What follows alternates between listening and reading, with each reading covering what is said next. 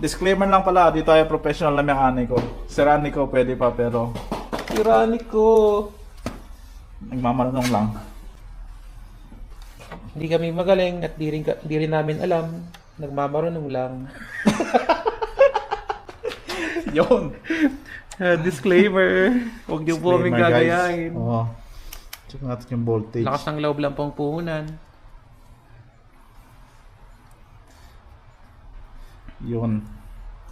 At yun nga, 1.7 volts. Masyado siyang mababa. Check mo nga dito sa Android. Compare natin. Dito sa Ito nagamit na to pero hindi to last pag eh. Tapos yung dalawa, hindi na gumana eh, no? Nahubaran lang to eh. Mapapalo tayo dyan. Palo sa puwet. Dalawa tayo bibili ng battery ba eh. Sabay tayo bibili ng battery. O baka i-bike mo mabili. Yun, 40. 39. O, almost 40 volts. Oh, tama nga. Almost 40 volts na yung ano niya. So, dead battery nga siya. O, anong gagawin natin? Try natin i-charge. Try natin charge. Basta pag pumutok.